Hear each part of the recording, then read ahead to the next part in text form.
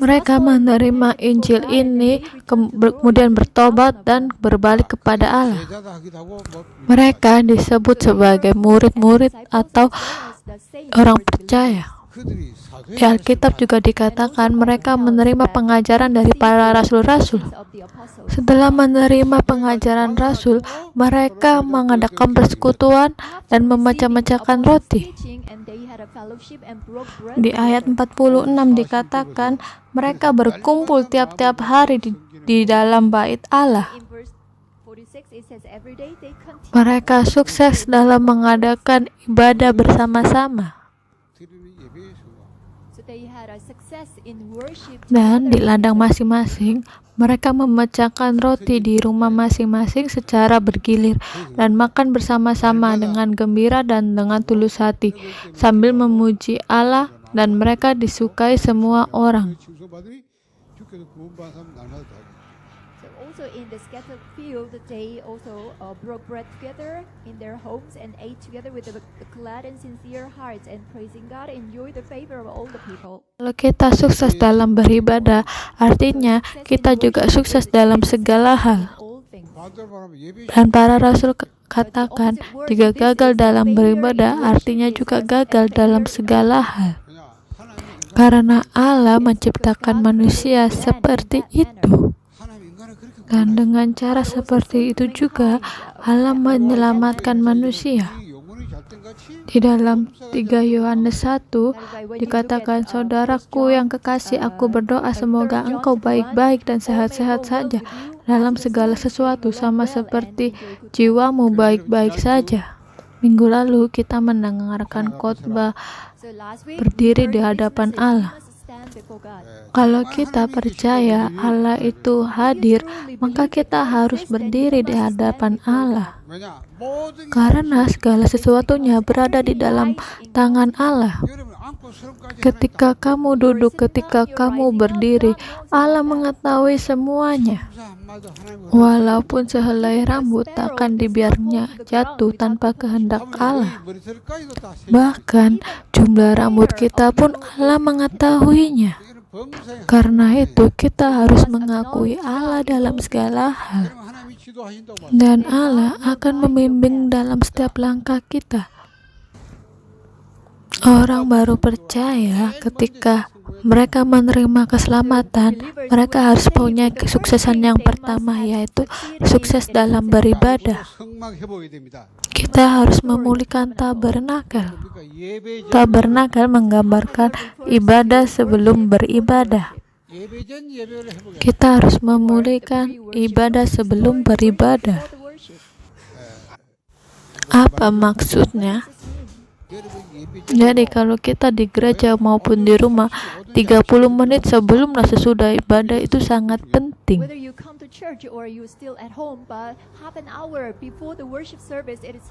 Yaitu doa sebelum beribadah. Melalui doa kita bisa melengkapi diri kita secara rohani. Sebelum ibadah kita bisa membaca ayat Alkitab dan judul khotbah. Jadi, pastor sudah memberikan judul khotbah dan ayatnya pada hari Jumat melalui Hela, yaitu asisten pendeta. Dan kita bisa membacanya.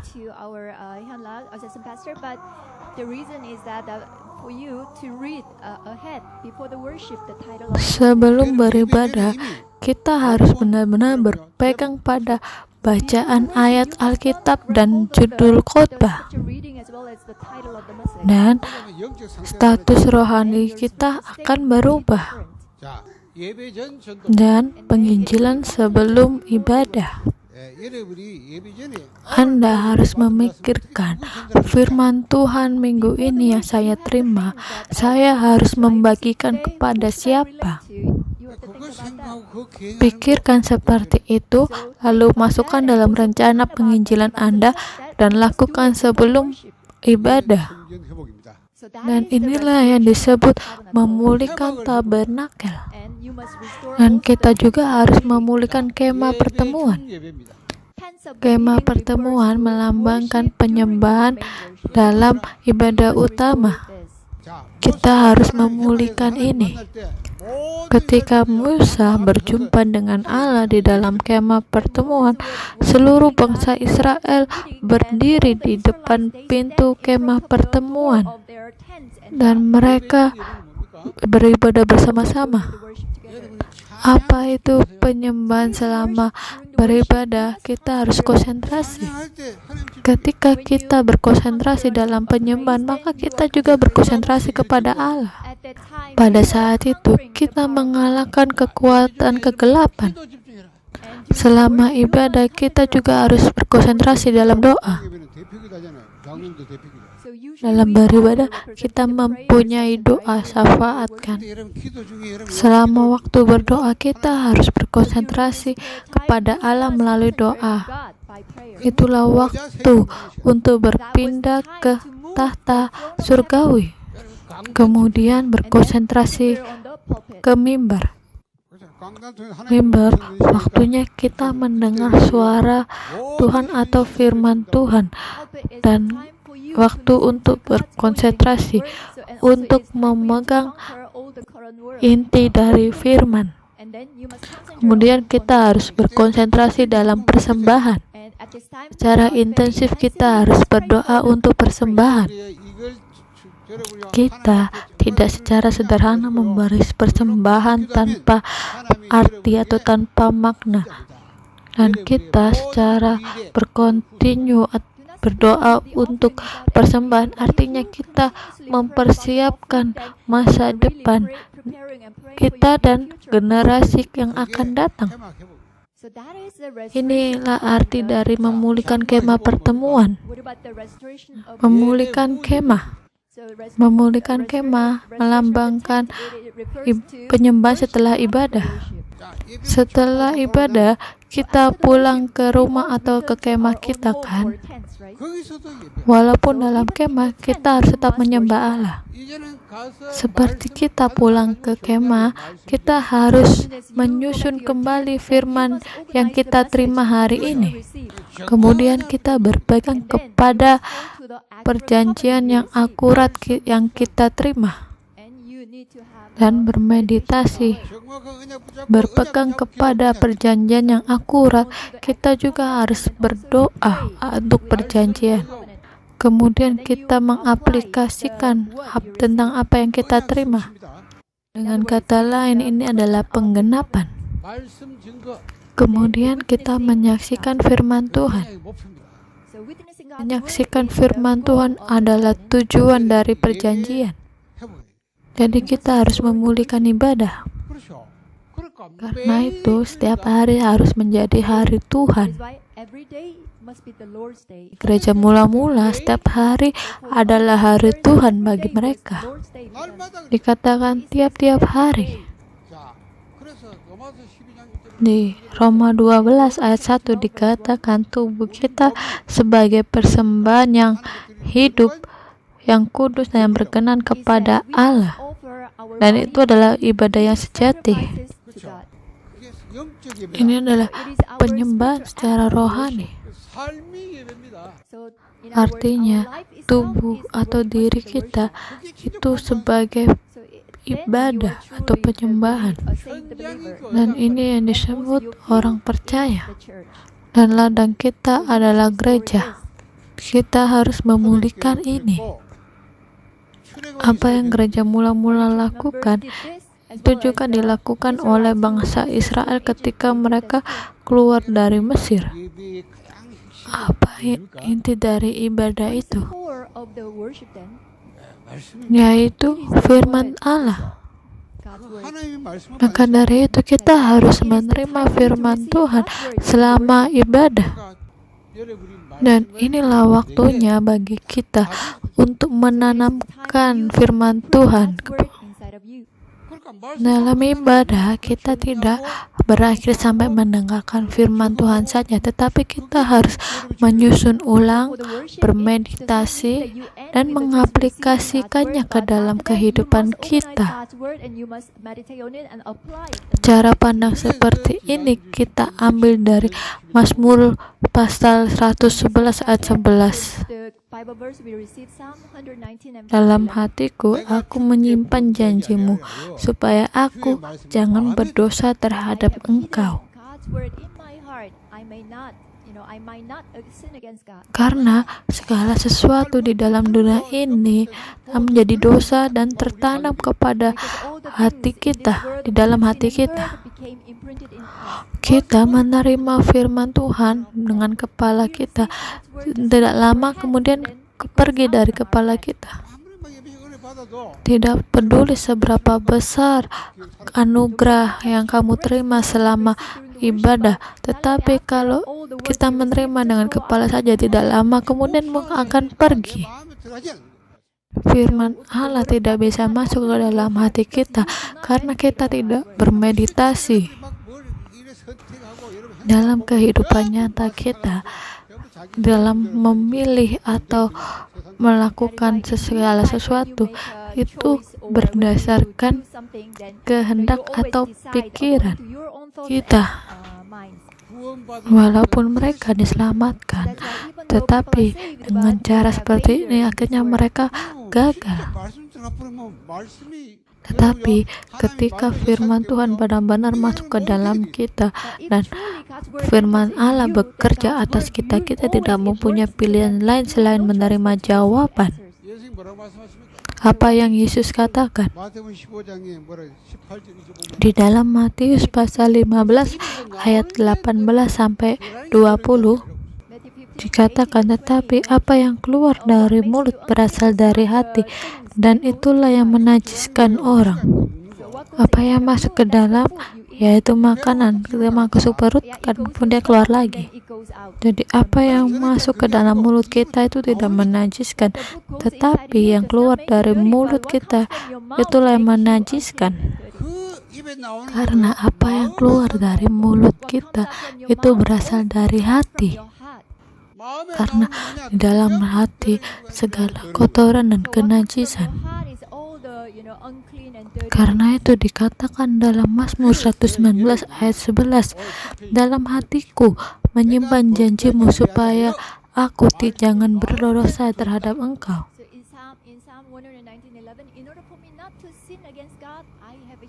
Artinya firman Tuhan harus benar-benar masuk ke dalam hati kita.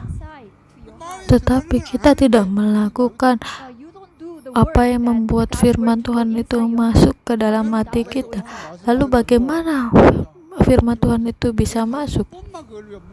Jika kita menerima khotbah mimbar dan bermeditasi, walaupun hanya 1 hari sekali, tapi firman Tuhan akan benar-benar masuk ke dalam hati kita.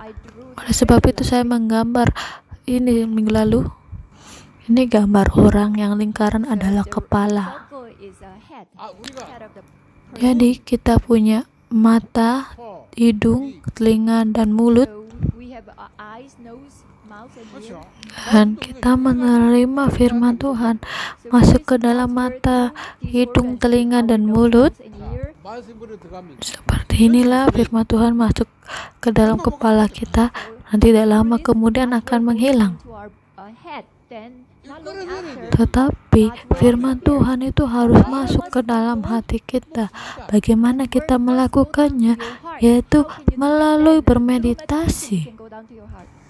Jadi kalau masuk hanya melalui segala sesuatu yang di kepala kita, maka tetap berada di kepala. Tetapi bagaimana bisa masuk ke dalam hati kita? Yaitu hanya melalui meditasi. Setelah firman Tuhan itu termeditasi, maka akan naik ke atas dan tertanam di otak kita. Ketika firman Tuhan tertanam di pikiran otak kita, maka akan masuk ke dalam roh kita. Ketika firman Tuhan masuk ke dalam roh kita, maka roh kita akan mengalami kebangunan. kemudian akan terkoneksi ke tahta. Karena hanya roh yang bisa berkomunikasi dengan tahta. Ketika untuk menggenapi firman-Nya, Allah akan memerintah para malaikat.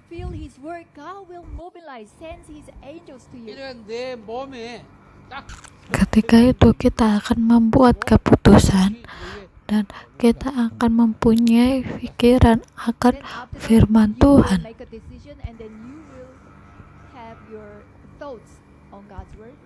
Dan kita akan menerima kekuatan rohani yang tak terbatas. Tetapi sayangnya kita tidak menanamkan firman Tuhan seperti ini ke dalam hati kita. Yang kita tanamkan adalah segala sesuatu yang kita lihat, kita dengar di dalam dunia ini.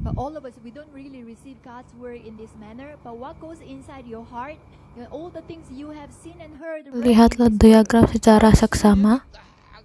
Hanya ketika firman Tuhan tertanam ke dalam otak kita, kita bisa menanamkan kembali segala sesuatu yang ada dalam diri kita. Ketika kita menanamkan kembali hal-hal ini, kemudian kita bisa mengaplikasikannya kembali, dan kita mempunyai ciptaan baru. Seumpama kalau masalah atau peristiwa kejadian itu datang dan kita mempunyai pertemuan dengan orang, dan segala apa yang keluar dari mulut kita berasal dari hati kita, dan ketika kita menerima firman Tuhan ke dalam hati kita dan akan tertanam ke dalam otak kita. With the word of God, then all these things will go down to your heart and will be Coba pikirkan diri Anda. Apa yang tertanam dalam hati Anda ketika Anda mendengarkan segala sesuatu di dalam dunia ini, atau malah segala sesuatu dalam dunia, sudah pasti yang tertanam dalam hati Anda adalah hal-hal di dunia ini. Ketika kita menghadapi masalah atau peristiwa datang, secara otomatis kita akan komplain, marah-marah yang keluar dari mulut kita. Pernahkah Anda mengalami seperti ini? Kenapa Anda tidak berterus terang terhadap diri Anda? Ketika masalah datang, karena kita tidak tertanam dengan firman Tuhan, maka kita hanya bisa menghakimi dan menyalahkan dan sesuai dengan apa yang kita lihat dan kita dengar. Nah, itu Yesus katakan, segala sesuatu yang berasal dari hati membuat dirimu najis. Karena segala kenajisan dari hati kita itu yang akan keluar dari mulut. Hanya ketika Injil ini tertanam dalam otak kita, kita bisa mengartikan segala kejadian yang kita lihat di dalam dunia ini. Dan hanya ketika kita melakukan ini, latar belakang neraka akan dihancurkan dan kekuatan setan akan tunduk. Dan hanya ketika ini terjadi kepada kita, ketika kita menghadapi masalah, maka kita akan menemukan jawaban Allah dari masalah tersebut. Melalui masalah, kita akan berpegang kepada perjanjian Allah. Karena firman Tuhan tertanam dalam hati kita, sehingga kita bisa mengartikannya dan mengaplikasikannya kembali dengan firman Tuhan. Karena itu, menaruh firman Tuhan ke dalam hati kita itu adalah permulaan dari jawaban. Dan kita akan mengerti di dalam Mazmur 1 ayat 1-6. Berbagailah orang yang tidak berjalan menurut nasihat orang fasik, yang tidak berdiri di jalan orang yang berdosa, dan tidak duduk dalam kumpulan pencemooh. Apa artinya? Kita tidak hidup seperti orang tidak percaya. Ketika kita hidup seperti orang tidak percaya, pasti kita akan binasa. Lihatlah orang yang tidak percaya. Mereka hidup berdasarkan apa yang mereka pelajari. Karena itu, mereka mempunyai dosa dalam dunia ini. Tapi bagaimana dengan hidup orang yang terberkati? Yaitu yang kesukaannya ialah Taurat Tuhan, yang merenungkan firman. Ia akan seperti pohon yang ditanam di tepi aliran air. Ketika pohon ditanam di tepi aliran air, maka ia akan berakar, kemudian akan menghasilkan buah.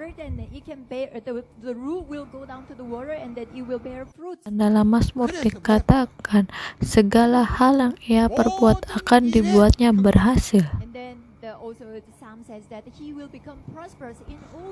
Ia akan menerima jawaban akan keberhasilan. Jadi kita harus mengerti akan prinsip manusia, di mana mereka hidup. Sukses dalam beribadah itu benar-benar akan menjadi sukses dalam segala hal. Mulai dari hari ini, saya ingin benar-benar sukses dalam beribadah. Jadi kita harus mengerti kenapa Allah memerintah bangsa Israel untuk membangun tabernakel di tengah-tengah padang gurun. Artinya, mereka harus sukses dalam beribadah terlebih dahulu, dan ia akan memiliki keberhasilan dalam segala hal. Ini adalah prinsip orang yang diselamatkan, bagaimana ia hidup. Yang menjadi masalah ialah selalu apa yang tertanam, terukir, dan menjadi natur dalam diri kita. Bagaimana firman Tuhan bisa benar-benar tertanam? Kita harus benar-benar memulihkan Injil yang hilang itu. Injil itu ialah Kisah Para Rasul 1 ayat 1, 3, dan 8. Bagaimana kita mengerti Injil 138, yaitu melalui diagram Injil. Karena itu saya memberikan Anda diagram Injil. Melalui diagram Injil ini, Anda harus benar-benar mengubah cara pandang. Injil 138 atau diagram Injil ini harus benar-benar tertanam dalam diri kita, dan kita akan bisa mengartikan segala sesuatu apa yang kita lihat, kita dengar, dan kita baca.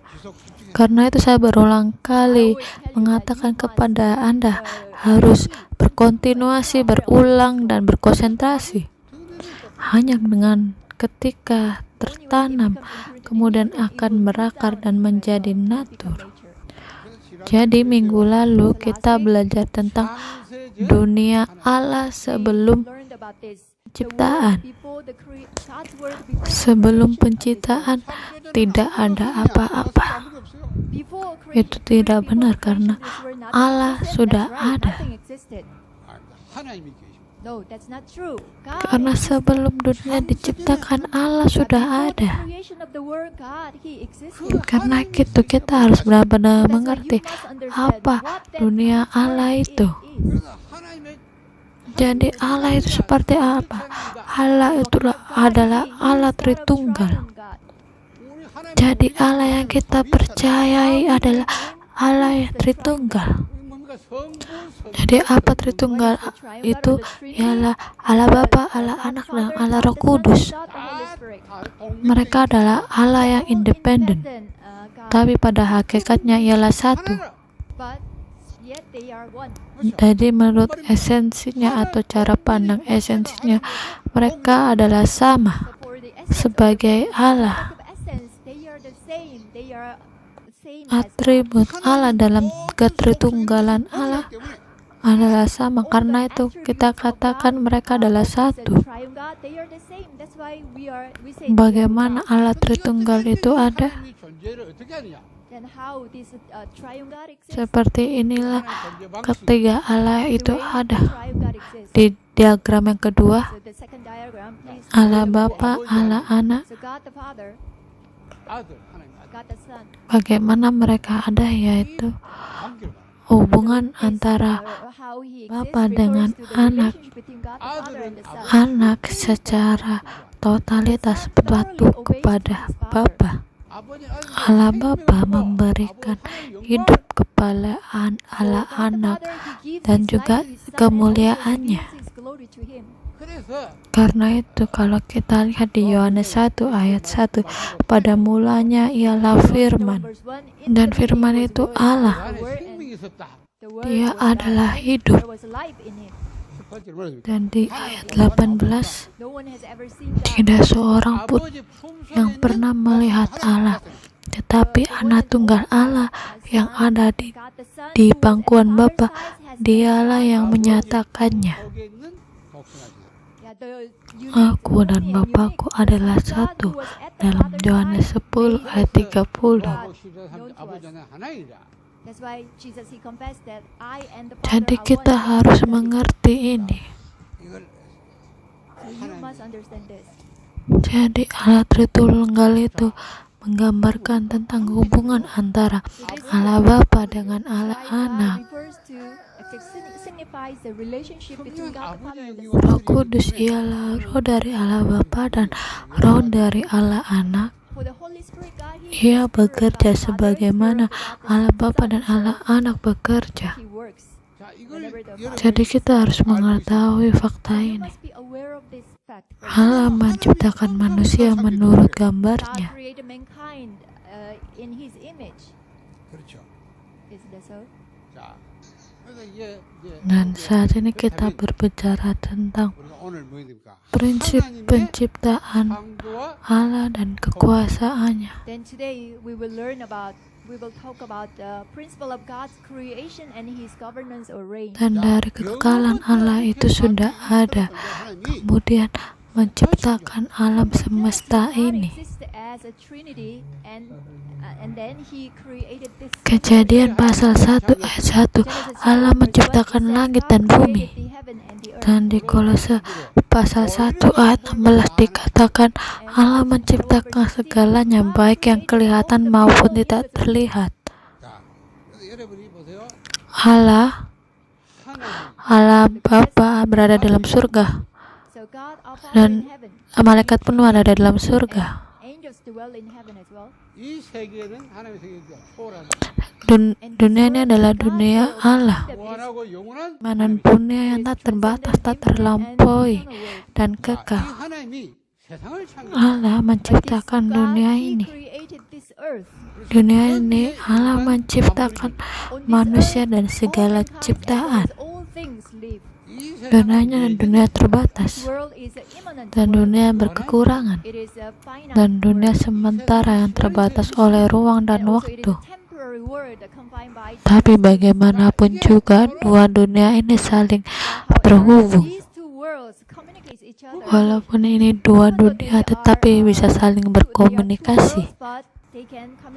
Tetapi Alkitab berkata Allah menciptakan manusia menurut gambarnya. Kejadian pasal 2 ayat 7, Allah menciptakan manusia dari debu dan tanah, kemudian mengembuskan nafas kehidupan. Kemudian Allah memberkati mereka dan berfirman kepada mereka, beranak cuculah dan bertambah banyak, penuhilah bumi dan taklukkanlah itu. Dan di Mazmur pasal 8 ayat 5-9, manusia sebagai wakil penguasa Allah. Kemudian Allah membuat perjanjian dengan manusia. Kejadian pasal 2 atau 17, Allah berfirman kepada mereka, tetapi pohon pengetahuan tentang yang baik dan yang jahat itu janganlah kau makan buahnya, sebab pada hari engkau memakannya pastilah engkau mati.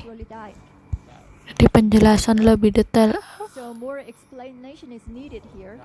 하나님 ialah penciptaan manusia It is a oleh creation Allah. of man by God. 자, 창세기 1장 Kita lihat di Kejadian pasal 1 ayat 26 dikatakan, Genesis chapter 1 verse baiklah 26 kita says, menjadikan "Let us manusia make man in menurut our gambar dan rupa kita. 우리라고 보냈어요. It says, "In Dikatakan our image." menurut gambar 자, kita. 우리란 말 뭐예요? So what Apa does it mean, artinya our? kita? 성삼위 Melambangkan Our refers to ketritunggalan Allah. 이걸 알아라 하는 거예요. Karena itu saya sudah menjelaskan sebelumnya. 성삼위 하나님입니다. God is Allah itu adalah Tritunggal. 일체한 Ketritunggalan Allah. 하나님의 존재 방식. Bagaimana Allah Tritunggal itu ada dan how bagaimana triune God hubungan exists, what kind of Allah relationship they Tritunggal have. ini. This is 그러면 the 하나님이 diagram. 우리 Ketika dikatakan 인간을 menjadikan manusia menurut So when it gambar says, kita, "Let us artinya make man in adalah our image," it means hubungan. God created man with the relationship. Allah menciptakan segala sesuatu melalui firman, God created all things by His word, isn't it? tetapi tidak dengan manusia. But not for man. 하나님 직접 만드신 Allah dirinya sendiri menciptakan manusia dari tebu dan tanah, 불러냈죠. And then kemudian God gave the breath mengembuskan of life nafas into man. kehidupan kepada Then man manusia, became the living sehingga manusia menjadi makhluk hidup. 그 시대 말씀합니다. 인간이. Kemudian Allah berfirman kepada mereka, beranak cuculah dan bertambah banyak. increasing number. Jadi perhatikan ini dengan baik. Carefully to this. 하나님이 Jadi gambar kita menunjukkan kepada hubungan. So in our image refers to the relationship. Artinya manusia adalah makhluk penciptaan. 하나님과 Mereka mempunyai perjanjian dan hubungan dengan Allah. Or the creation, they can have covenant relationship with Dan God. ketika hanya manusia yang bisa mempunyai persekutuan dengan Allah, So, only when karena man itu can Allah have a fellowship with menciptakan God, then manusia menurut 그러니까 gambarnya, 우리라는 건 성삼위 하나님인데 supaya kita bisa mempunyai hubungan seperti Allah Bapa dengan Allah that's why Anak. God created man in His image. I mean, the God's image, so that we can also have a relationship with God the Father, like the 야, God the 하나님 Father and the Son. 창세기 27절 Dan Kejadian pasal 1 ayat 27 하나님이 자기의 dikatakan Allah menciptakan manusia menurut gambarnya. 자, 여기서 자기요. Dikatakan gambarnya.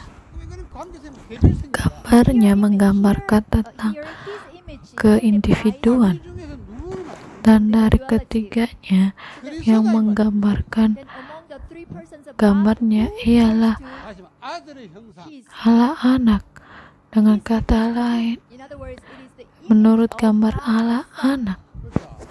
그러니까 Karena itu 아들의 seperti yang 관계, saya katakan That's why sebelumnya, I told you kita before, harus you must mengerti understand the hubungan relationship antara between Allah God the Bapa Father dengan and Allah Anak. 보세요. 곳곳에 그리스도가 Karena 하나님 itu di 형상을 Alkitab banyak So kita you see temukan in a lot of bahwa Bible Kristus passages adalah that gambar Christ is the dari image of anak God. Allah.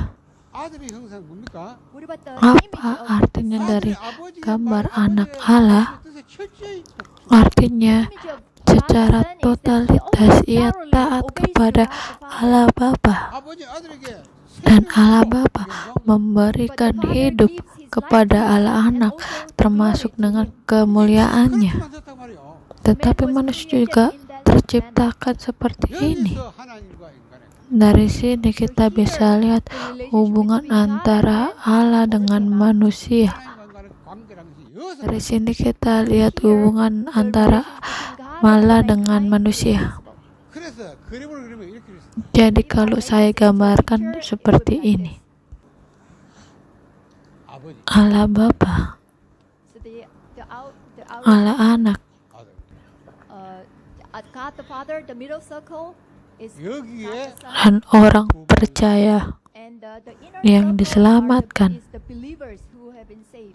Jadi seperti inilah So we can have this hubungannya. kind of relationship.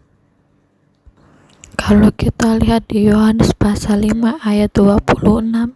So John chapter 5 verse Jadi 6 says, ada hidup di dalam 아버지 Allah 안에 Bapa. 생명이 있었다. so there was life in God the Father. Ini adalah 생명이. hidup It was the Allah. life of God. 아들이죠. 아들 안에 있게. Dan Allah mengizinkan Allah Anak untuk mempunyai hidup ini. 그러니까 요한복음 1장 14절에 그 안에 생명이 Karena itu di Yohanes pasal 1 ayat 14 dikatakan dia adalah hidup, 설정이 버렸어요.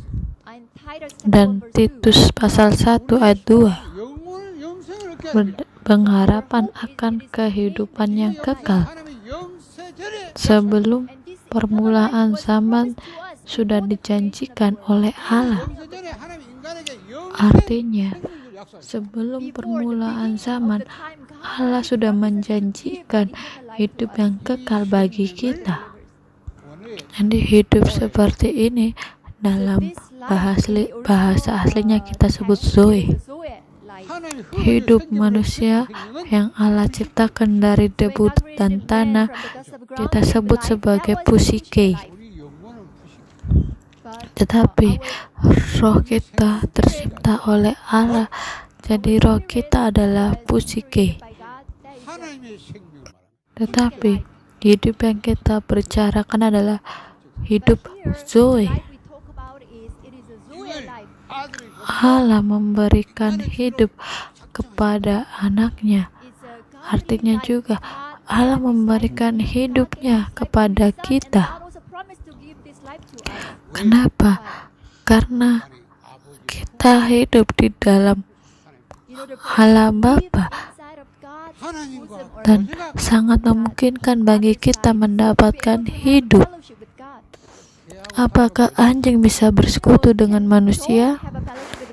Mungkin kita bermain dengan anjing seperti mainan. Tetapi apakah kita bisa berkomunikasi dengan anjing? 우리 인간이 하나님과 Tetapi bagi manusia yang bisa berkomunikasi dengan Allah, 함께하고 도전할 수 있는 kita sangat memungkinkan bisa berkomunikasi dengan Allah dan mempunyai persekutuan dengan Allah. Sejak awal Allah menciptakan manusia seperti ini. Masalah terbesarnya adalah sebelum manusia menerima hidup Zoe ini, tetapi manusia sudah jatuh. Kalau kita mengerti manusia yang terciptakan oleh Allah, kemudian kita akan mengerti ini. Jadi antara Allah dengan manusia, hubungan Allah dengan manusia, ada perjanjian penciptaan. Apa itu perjanjian penciptaan? Di Kejadian pasal 1 ayat 28. Ketika Allah telah memberkati mereka, Allah berfirman kepada mereka. Allah menciptakan manusia supaya bisa bersekutu dengan Allah.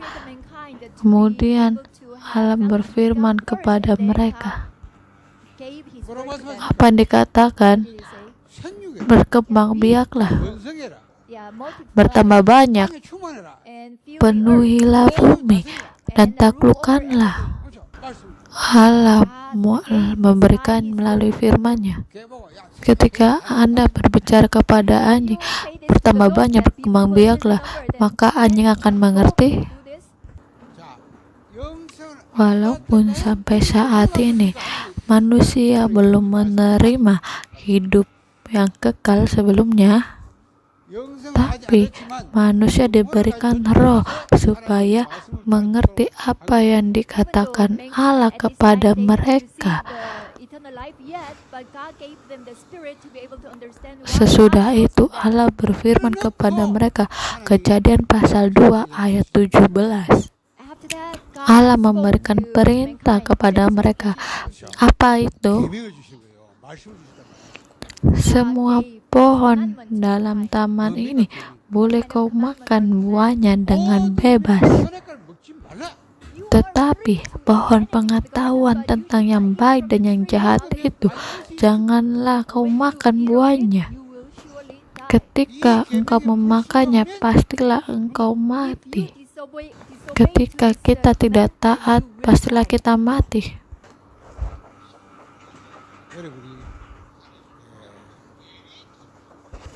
Karena itu di Mazmur pasal 8 ayat 5-9 Allah menciptakan manusia sebagai wakil penguasa,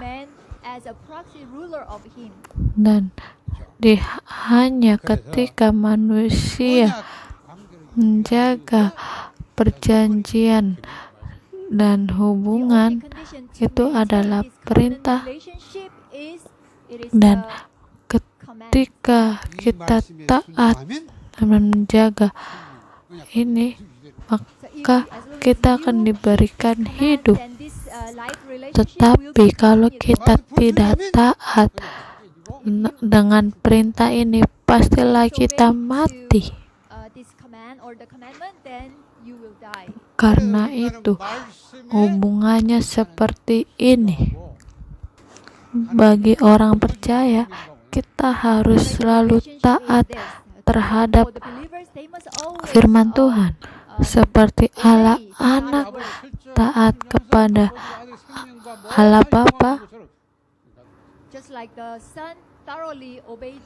Allah memberikan hidupnya kepada Allah Anak. Jadi seperti inilah menurut gambar kita dan menurut gambarnya. Dan yang kedua yang perlu kita ketahui adalah prinsip kekuasaan Allah di dunia ini. Seperti apa? Pertama, Allah menciptakan manusia supaya untuk mempunyai hubungan atau persekutuan dengan Allah. Kemudian Allah memberikan prinsip kepada manusia. Allah sebagai pencipta atas manusia dan segala ciptaan, dan sebagai penguasa atas segalanya. Tetapi manusia sebagai wakil penguasa menurut hubungan ini, dan di manusia harus taat. Manusia harus taat dan patuh kepada Allah, dan Allah akan bekerja seperti perannya. Perannya yaitu memberikan berkat rohani kepada manusia. Jadi segala hal yang kekal dan terbatas Tuhan berikan kepada manusia. Seperti ini manusia bisa menaklukkan segalanya, dan ciptaan lain bisa memberikan kebutuhan manusia, kebutuhan fisik. Seperti inilah prinsip kekuasaan atau pemerintahan Allah. Jadi Anda harus menanamkan ini dalam diri Anda. Jadi kalau tidak bisa menanamkan hal ini, lihatlah dunia ini segala sesuatunya datang dari teori evolusi.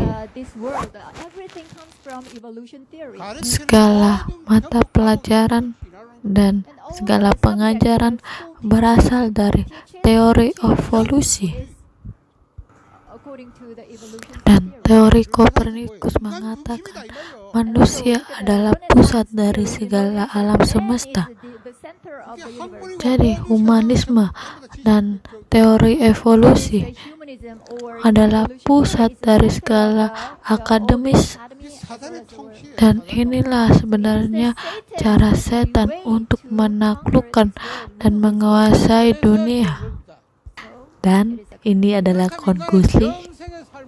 Dan kalau ini benar, manusia harus hidup kekal, karena Allah telah menjanjikan hidup kekal kepada manusia. Tetapi terlebih dahulu kita harus mengerti apa itu hidup kekal. Hidup kekal adalah hidup secara kekal di dunia Allah. Yang kedua adalah hidup kekal, hidup bersama dengan Allah di kerajaan Allah dengan persekutuan dengan Allah. Hidup kekal berada di Allah Bapa dan Allah Anak, kemudian janjikan kepada manusia. Masalahnya, manusia telah kehilangan hidup kekal ini. Manusia telah jatuh dengan kondisi yang seperti ini. Manusia tidak dapat hidup kekal lagi. Ini adalah peristiwa Kejadian pasal 3. Ketika manusia telah jatuh, dalam ayat 22 dan 24, Allah mengusir mereka dari Taman Eden, dan Allah memproteksi pohon kehidupan itu dengan beberapa kerup dan pedang yang bernyala-nyala.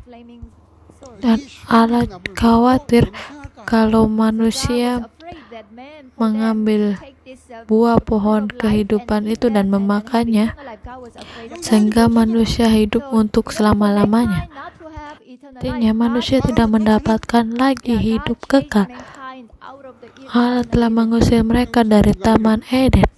Karena itu manusia telah kehilangan hidup kekal. Dan semua manusia setelah Adam, ia telah kehilangan hidup kekal. Roma pasal 5 ayat 12. Tapi ceritanya tidak berhenti sampai di sini, karena ini bukanlah tujuan manusia diciptakan. Dan di Pengkhotbah pasal 3 ayat 11, Allah membuat segala sesuatunya indah pada waktunya. Bahkan ia memberikan kekekalan dalam hati mereka. Allah membuat manusia hidup selama-lamanya. Allah memberikan kekekalan ke dalam hati manusia, sehingga manusia tidak ada pilihan lain selain mencari kekekalan.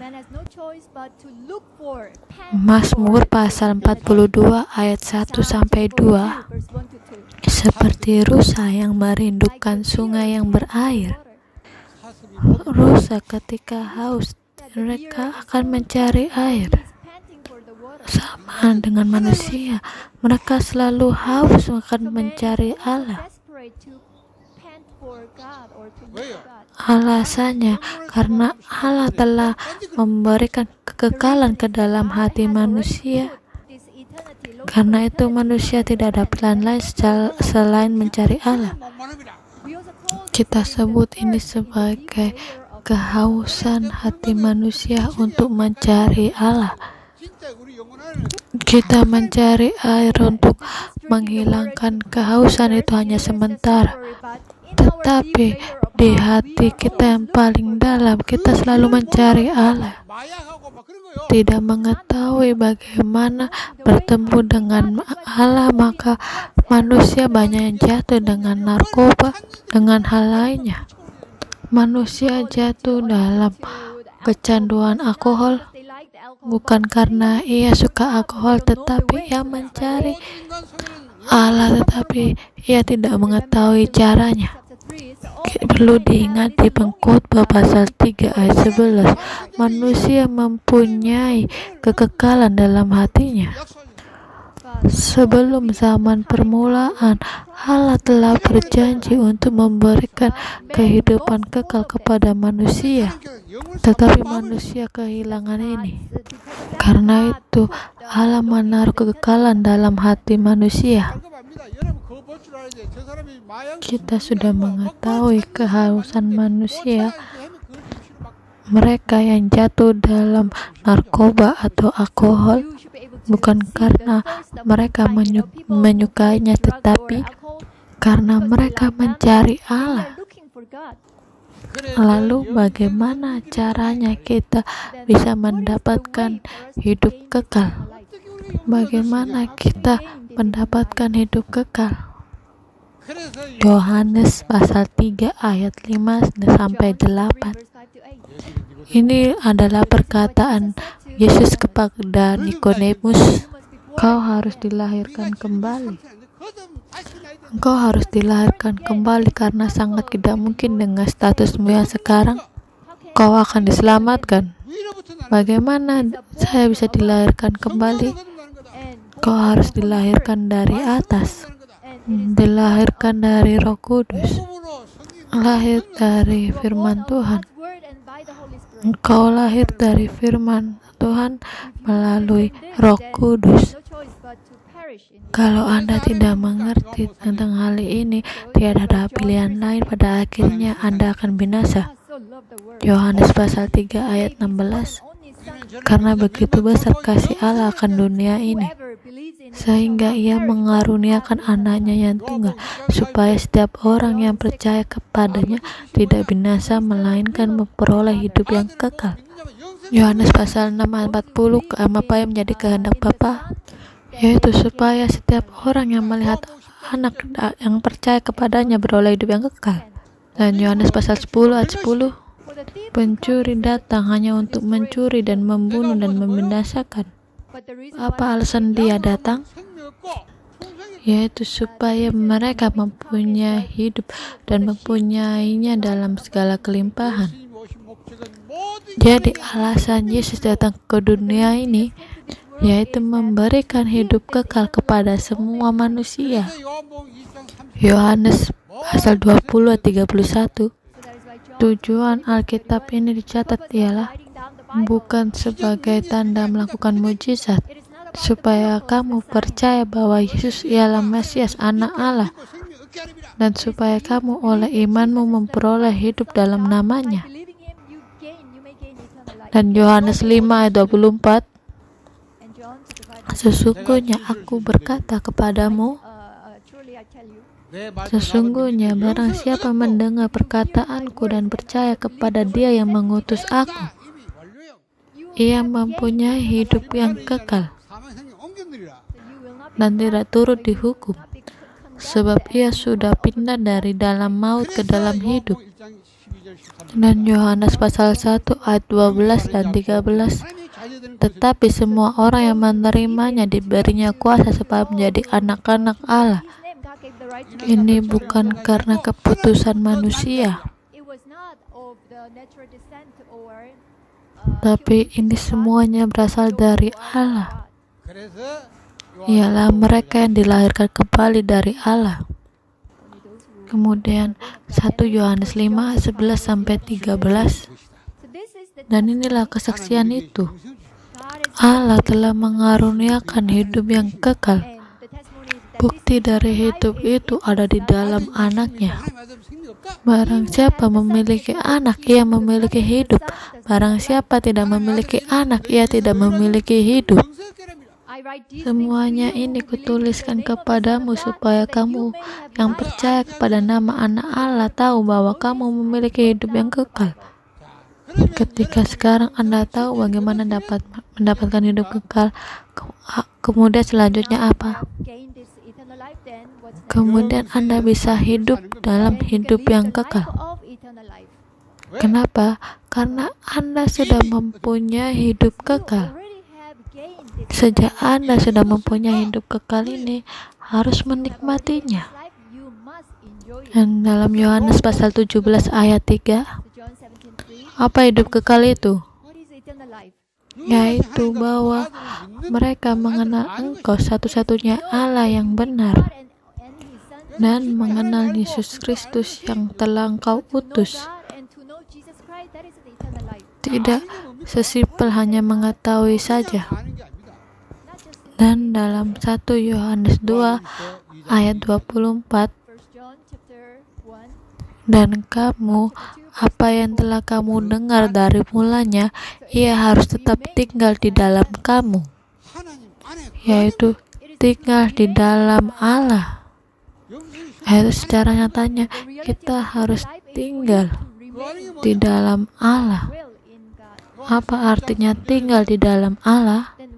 1 Yohanes pasal 1 ayat 3, yaitu supaya mempunyai persekutuan, yaitu supaya mempunyai persekutuan dengan Allah dan menikmatinya. Bagaimana kita mempunyai persekutuan dengan Allah? 1 1 Yohanes 1 ayat 5 sampai 10. 5절 그 뒤에죠. 1 John chapter 1 verse 5 10. Kita mempunyai persekutuan dengan Allah melalui firman-Nya. Having fellowship with God through His word or by His word. Persekutuan melalui firman-Nya. So it is a fellowship through God's word. 그래서 Apa metode 사도행전가 gereja mula-mula mereka sukses? Mystery, the Yaitu di method dalam according to Kisah Para Rasul pasal 2 ayat 42. that's in Acts chapter 2. Mereka bertekun dalam pengajaran rasul-rasul dan dalam persekutuan. 자, 말씀할 때 알아. Kita harus mengerti ini. Word, you must understand this. 자, 말씀 Ketika berbicara tentang firman, ada 3 hal. Yang pertama adalah firman Tuhan First is the revealed God's word. telah diberikan kepada kita di Yohanes 1 ayat 1. Pada mulanya ialah firman. In the beginning was the word. John 1:1. Firman itu ialah Word Allah. was God. 자, Yohanes 1 ayat 14, firman itu telah menjadi manusia. John 1:14. The word became flesh. Yesus ialah Logos, ia telah menjadi manusia. So Jesus, who is the logos, he Dan di became flesh. Yohanes pasal 1 ayat 18, tak seorang pun yang pernah melihat Allah, John chapter 1 verse 18. No one tetapi had ever seen anak yang tunggal Allah, 하나님이 dialah yang menyatakannya. the unique, only and unique, the Son of God made God known to us. 계시된 Inilah adalah firman So Tuhan. this is what the revealed word of God. 자, 이분이 요한복음 3장 30절 Yohanes pasal 3 ayat 31 sampai 33. Apa yang dikatakan Yesus? Aku datang dari atas. 난 아버지가 보러 왔다. Aku telah diutus oleh Bapakku dan memberikan kesaksian tentang apa yang dilihatnya dan apa yang didengarnya. 아무나 하던 사람 없다. Tapi tak seorang pun dapat menerima kesaksian itu.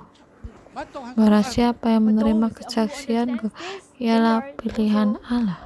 Chosen by God or 말 prepared by God. Jadi inilah firman itu, So this is the word that yaitu is revealed. Yesus Kristus. The revealed God's word, it 자, is 그러면 Jesus Christ. 이걸 Kedua 중심으로 보면 adalah 기록된 firman yang tercatat. Being centered on Jesus Atau Christ, then tertulis. the second is it is the recorded God's word. 기록된 yaitu 말씀이 성경이잖아요. The Alkitab. recorded God's word, it is the Bible. 성경 하나님의 말씀이다. Alkitab adalah firman Allah. 자, 디모데후서 3장 16절. 2 Timotius pasal 3 ayat 16. So all the scriptures are breathed. Segala tulisan yang diilhamkan Allah. 2 Peter 1장 20절. 2 Petrus 21. pasal 1 ayat 21. 사사로운 Nubuat yang dihasilkan 감동된 bukan dari kehendak manusia. Prophecy in the Bible, you must not interpret them 베드로 like Jadi bagi mereka yang dituntun oleh Roh Kudus, mereka yang menuliskan. Spirit must interpret. 자, 성경에 하나님 말 기록된 Jadi firman Tuhan yang tercatat atau tertulis ialah Alkitab. Dalam Alkitab terbagi menjadi 2, yaitu Perjanjian Lama dan Perjanjian Baru. Apa itu Perjanjian Lama? Perjanjian Lama adalah nubuatan, Old Testament is the prophecy. dan Perjanjian Baru adalah penggenapan dari nubuatan. It is the fulfillment of the prophecy. Apa yang ternubuatkan dan apa yang digenapi. Side and what was Jadi isi dari Alkitab yaitu tentang Injil, Injil Kristus yang akan datang dan sudah datang. Kenapa di gereja dikatakan Injil sudah hilang? Karena gereja hanya berkata tentang Alkitab tetapi tidak berkata tentang Injil. 그러니까 말씀이 Karena itu kita katakan Injil itu hilang atau firman Tuhan itu hilang. 말씀인데 모든 기도 말씀 Jadi Alkitab segala hal yang tercatat berdasarkan dari firman Tuhan. Dan firman Tuhan itu adalah Yesus Kristus. 전부가 기록된 말씀 Jadi tercatat yaitu Mesias yang akan datang dan Mesias yang sudah datang. 다 그걸 설명하기 Dan di Alkitab dijabarkan tentang ini. 이게 Dan firman Tuhan yang terdengar oleh kita harus sebagai namanya diproklamasikan. 감당한 거예요. yaitu khotbah mimbar. Karena itu kita harus menerima pengajaran Rasul seperti gereja mula-mula, memproklamasikan firman Tuhan harus seperti berdasarkan firman yang tercatat. Ketika kita mengkonfirmasi ke 66 kitab, bagaimana mengkonfirmasikannya? Apakah sebagai firman Tuhan?